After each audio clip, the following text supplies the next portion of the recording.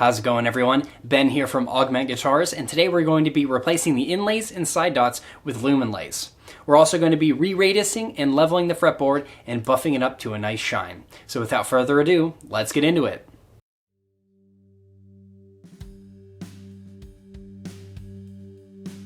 The first job we're going to be tackling is to level and re-radius the fretboard. To do this, we need to ensure the neck is straight with no relief. We will then use these 12-inch radius leveling beams to fully level the fretboard with this 3M 120 and 220 grit adhesive sandpapers. So let's start prepping our setup to re-radius this fretboard. In my shop, I have these long MDF boards that have one square edge on them. I use this as a guide when radiusing fretboards to ensure I am evenly leveling the board. So let's lightly just clamp these down for now. Before we start the leveling process, we need to ensure that the fretboard and neck are flat with no relief. To do this, I'm using both a notched straight edge and a regular straight edge to ensure the board is completely flat. The reason I use this notched straight edge is because after taking the frets off, there can be a small ridge that forms due to pulling the frets out. This can sometimes mess with your reading when using the regular straight edge. I only needed to loosen the truss rod just a bit to get the board completely flat with no relief. So let's zoom in and I'll show you what it's supposed to look like.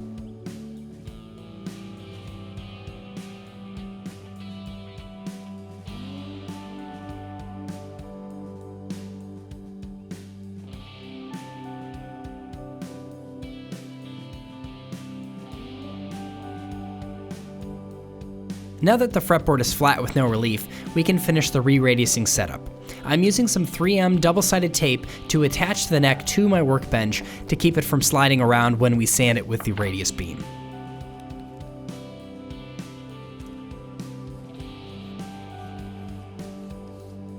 All you need is 2 small strips of tape to hold it down. You don't need a lot.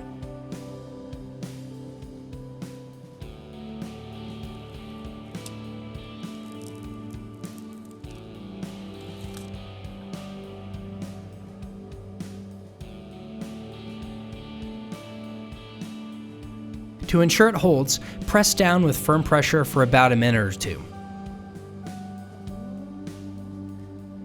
The next step is to set the square fence. I loosened the clamps and adjusted the fence position so that the center of the radius beam lines up with the center of the neck. Ensure this is centered both at the heel and towards the headstock as well.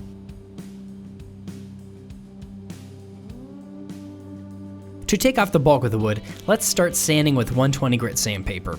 I love using this 3M adhesive sandpaper because it really makes the job go a lot quicker. It's the perfect width for these radius sanding beams, and it doesn't clog up at all.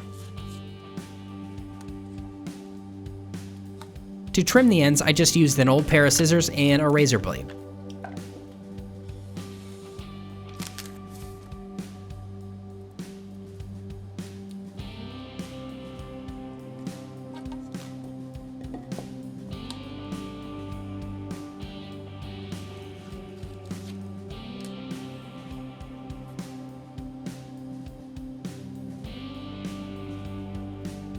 So without further ado, let's start leveling. It's a pretty easy process and doesn't take too long to level the fretboard.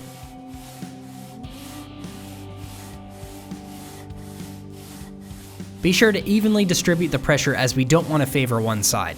This will cause an uneven fretboard.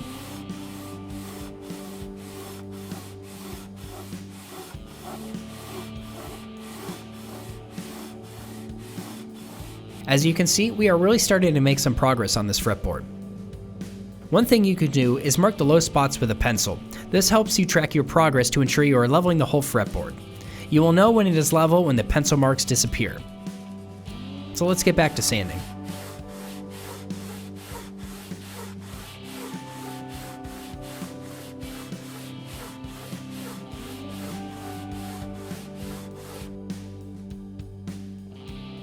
So we are almost completely leveled, but there's one thing I want to mention. As you are sanding, be sure to gather up the sawdust, as we can use this to fill inlay and chip out voids. You can also save this for future projects if you don't use it all.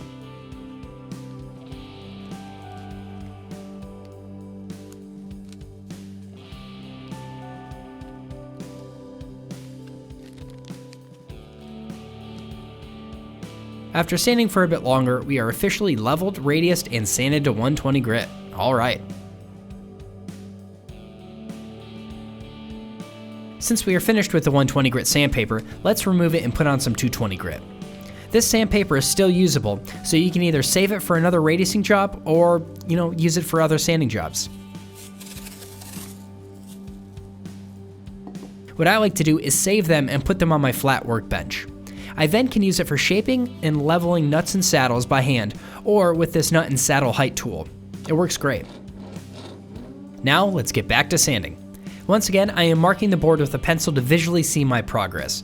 Once the pencil marks are gone, the board is completely sanded to 220 grit.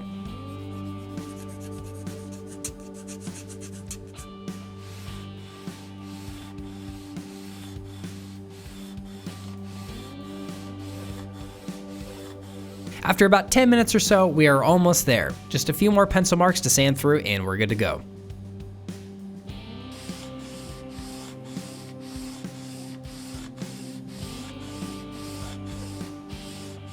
And just like that, we are sanded to 220 grit. Easy peasy.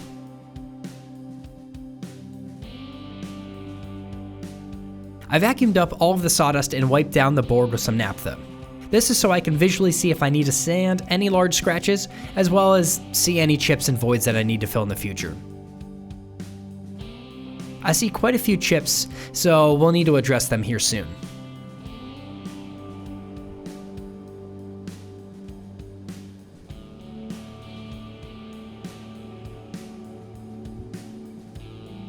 To fill the chips and voids, let's sand down the board again with the 220 grit sandpaper. This will fill all the chips and voids with rosewood sawdust. We can then use some thin to medium CA glue to fill the chip in, as the glue will absorb into the sawdust and harden.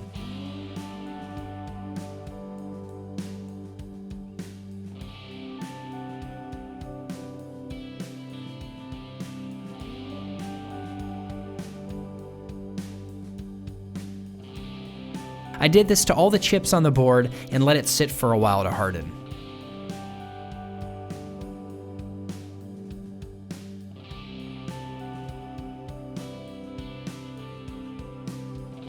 After the glue is fully cured, I sanded the board again with 220 grit sandpaper.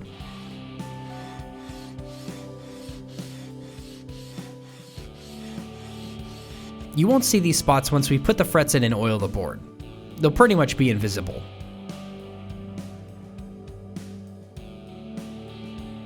Before we sand the fretboard up any further, let's replace these dot inlay markers. To do this, we are going to be using this high-speed steel 7mm brad point bit to accurately drill out the holes. We will fill any voids or chips with the rosewood sawdust that we generated earlier. You can also use these furniture powders if you run out of sawdust. These work great and blend in nicely with CA glue. I use them all the time. A while back, I invested in a nice Lee Valley brad point drill bit set for drilling these holes. I love them. They are super accurate and cut very clean. The design of the bit allows you to make a small pilot hole with an awl and then use that as a guide for precise drilling. Off camera, I drilled out a few of the holes just to get a feel for the process. A quick test fit with the new inlay shows that it fits perfectly. Alright, nailed it. So let me walk you through the process. First, I make a mark in the center of the old inlay. I put a light amount of pressure on the inlay with the awl to make a pilot hole, but it's not enough pressure to crack the old plastic inlay. I then line up the brad point drill bit tip to this pilot hole and lower the bit to ensure the trajectory is correct. I then drill out the hole, ensuring that I don't go deeper than the inlay's height. You can use a piece of tape or a depth stop to ensure you don't go too deep.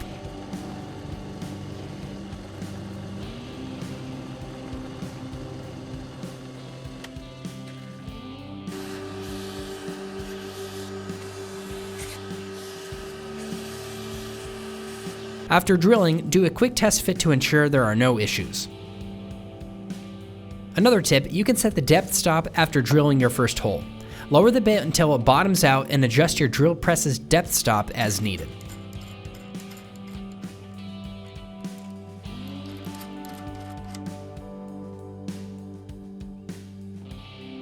Let's finish the remaining inlays.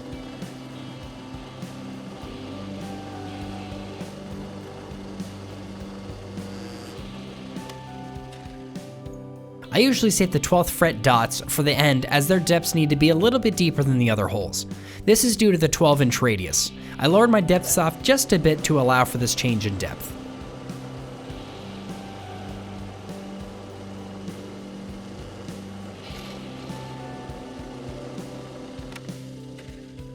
Now that all the holes are drilled, let's install the new inlays.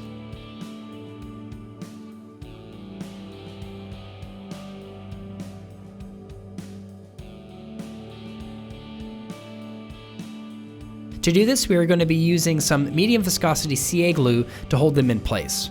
I add a little glue into the hole and push in the inlay.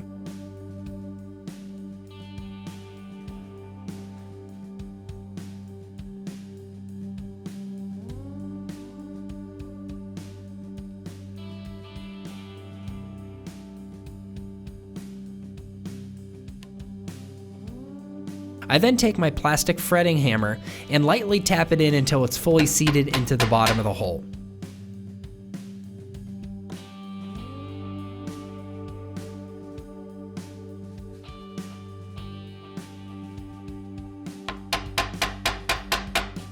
All the inlays are installed, so let's move on to the side dots.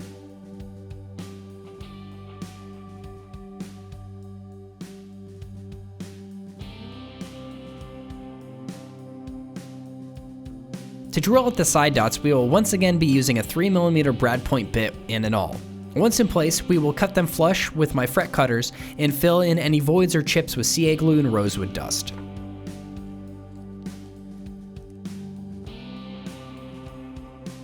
So let's remove these old side dots. I am using a scrap piece of MDF to put under the heel of the guitar neck so that the drill bit is square with the neck. We don't want to drill the holes crooked. Like before, we will mark the center of the side dot with the awl to make a pilot hole. We will then drill out the old side dot to a set depth. To find this depth, I just went deep enough to remove the old side dot. It ended up being a few millimeters.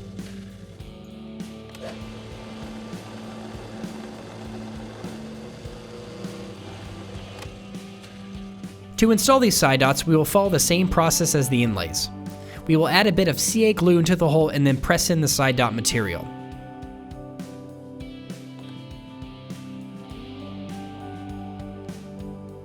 You can use a fretting hammer and light pressure to ensure the side dot is fully seated into the hole. We will then cut the side dot flush with the neck with these fret cutters.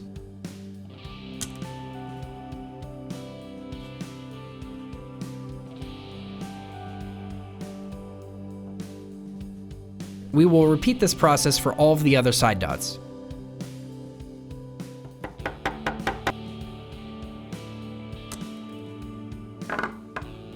And just like that, the side dots are in. All right.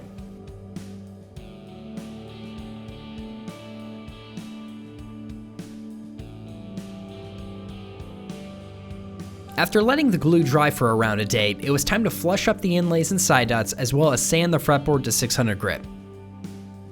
To start, I am reattaching the fretboard to my workbench and I sanded the dots with 220 grit sandpaper until they were flush with the fretboard.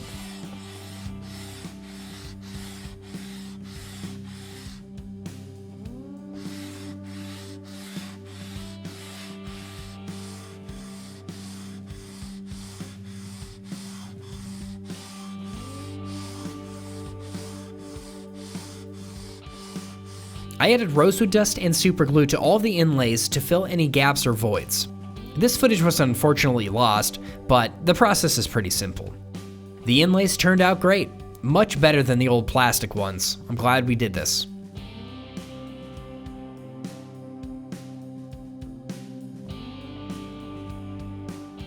Using this smaller 12-inch radius beam, I used 320, 400, and 600 grit adhesive sandpapers to buff up the board to a nice sheen.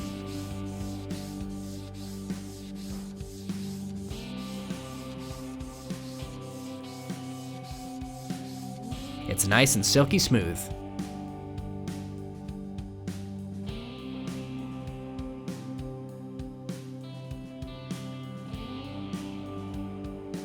The last step we need to finish is to flush up the side dots. To do this, I like to use these smaller fret leveling files and 220 grit sandpaper on this small sanding block. This job is super quick with these tools. When using these files, be sure to have complete control over them and don't go too fast. They can easily slip and nick the neck or the fretboard that we just sanded. Run the file along the edge until the side dots are flush with the fretboard.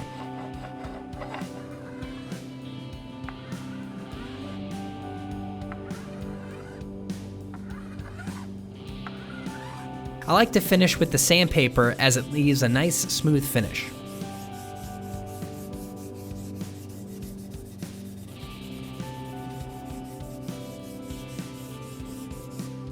Whew, these side dots look great.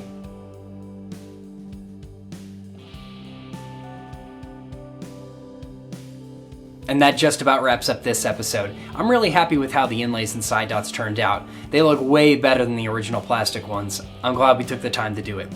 In the next episode, we're going to be fretting the entire neck with some stainless steel frets. So, thanks for watching, and I'll see you next time.